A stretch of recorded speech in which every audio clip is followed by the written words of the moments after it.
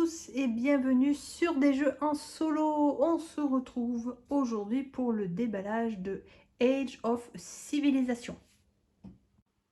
C'est un jeu de 1 à 4 joueurs à partir de 10 ans et pour des parties d'environ 30 minutes.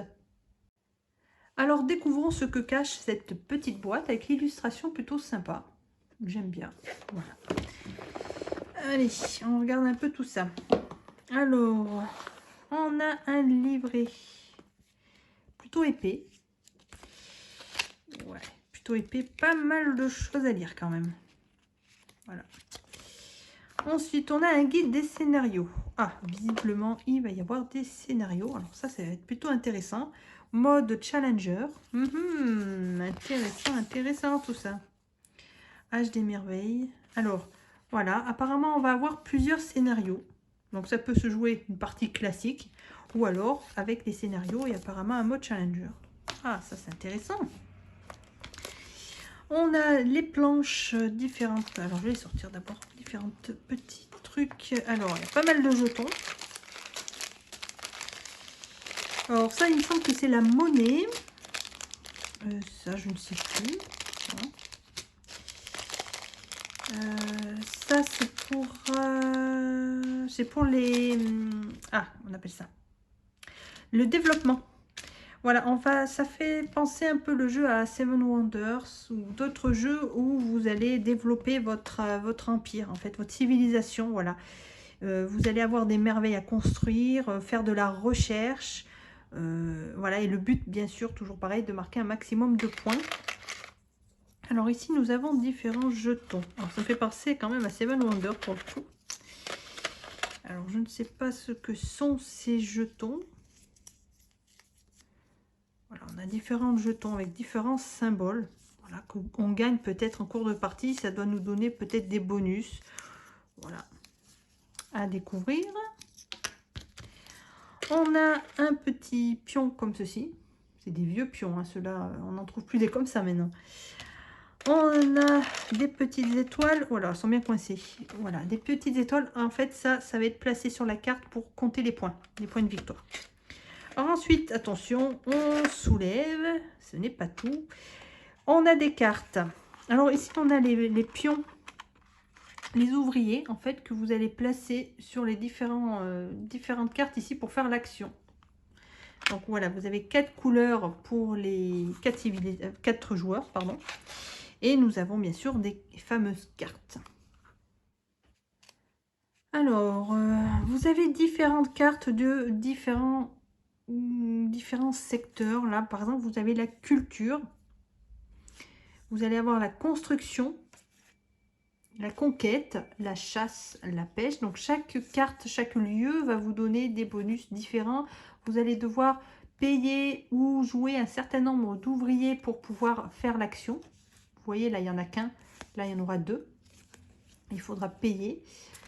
Vous avez du commerce pour gagner de l'argent, des fermes qui vont vous rapporter de l'argent également, ou des cartes peste. La peste, ça donne rien de bon. Festival, pêche, alors voilà, vous en avez de différentes, hein, j'ai l'impression. J'ai l'impression, et qui donne pas, vous voyez, ferme. On en a une ici, et j'en ai croisé une là, je crois. Non, ah non, j'ai pas croisé. Ah, c'est une ferme là qui donne de l'argent, voilà. Donc, je crois qu'on doit avoir un certain nombre de cartes. Vous les mélangez et vous les piochez aléatoirement. Alors, une de chaque, bien sûr. Je pense que vous n'allez pas avoir 2 pêches ou 2 fermes et tout ça. Mais elles ne donnent pas les mêmes effets. Donc, je pense que les parties vont être plutôt intéressantes puisque elles ne vont pas se ressembler s'il y a plusieurs types de cartes différentes. Vous voyez, commerce, conquête, voilà. Donc ça, c'est pas mal. Donc ça, c'est toutes les cartes que vous allez avoir, que vous allez utiliser et où vous allez vous déplacer pour faire les actions. Là, on a des cartes comme ceci.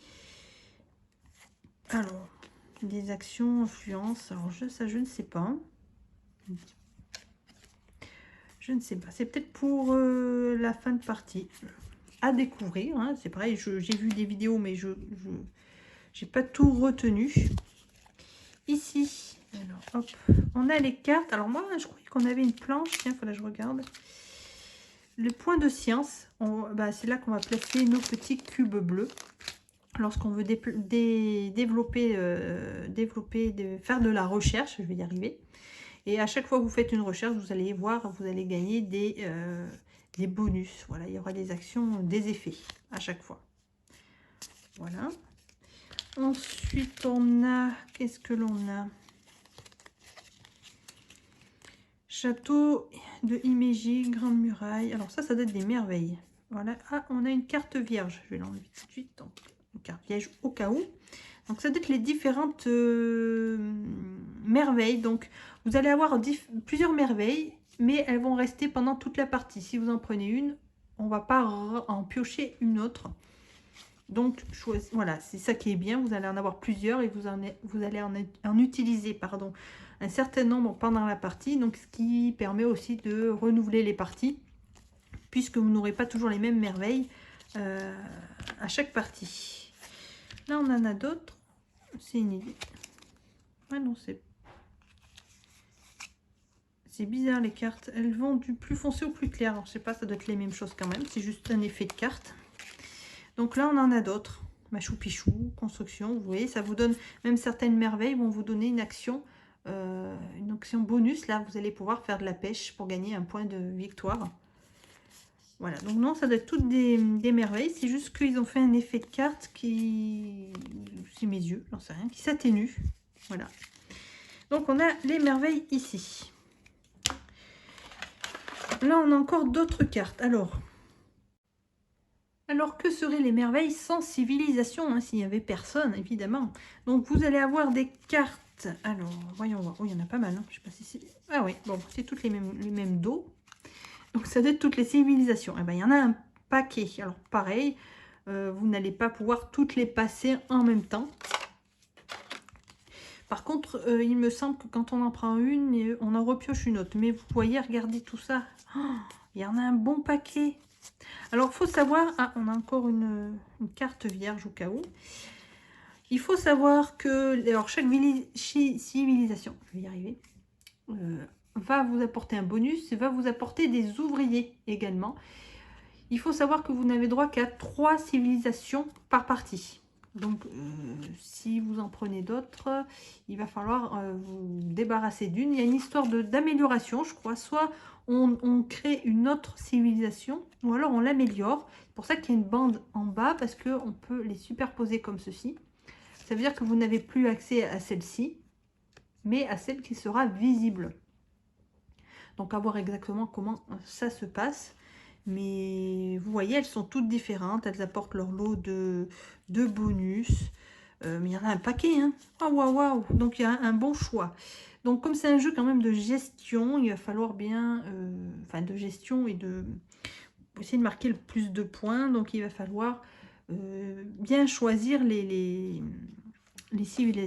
civilisations pour faire aussi des combos. Voilà, vous allez prendre une qui va vous donner des points, ou là par exemple là ça vous donne l'action ferme, donc vous gagnez un ouvrier, donc c'est super, vous allez pouvoir faire une action de plus, donc ça peut créer des enchaînements, je pense.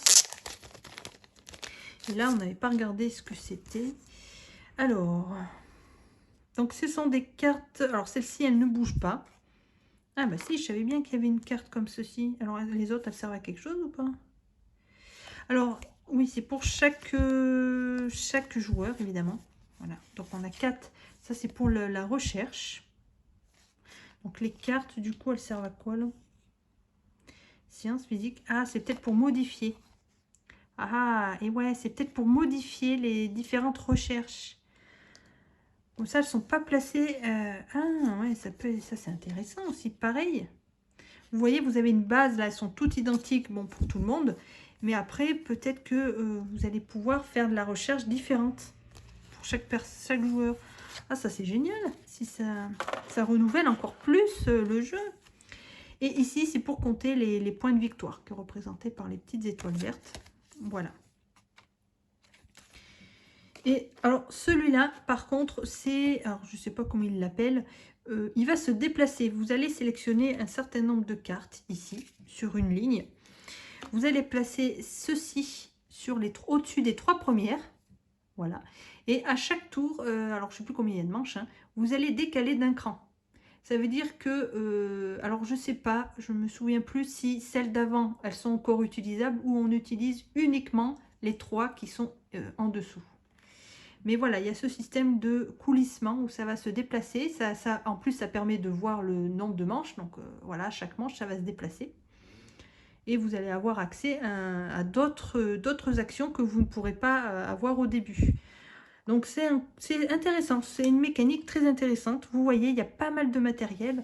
Le matériel est plutôt sympa, même si ça reste que des cartes souples. C'est tressé, voilà, donc agréable au toucher. J'ai hâte vraiment d'y jouer, parce qu'il a l'air vraiment intéressant. Bonne rejouabilité, donc ça c'est ce qu'on recherche surtout. Et comme je vous ai dit, il y a un guide des scénarios avec des challenges là. Je pense qu'il y aura de quoi faire. Donc, j'y reviendrai bien sûr plus tard quand j'aurai découvert ça. J'ai hâte. Voilà, je vous laisse. Je vous souhaite à tous une excellente journée et on se dit à très bientôt. Salut les amis!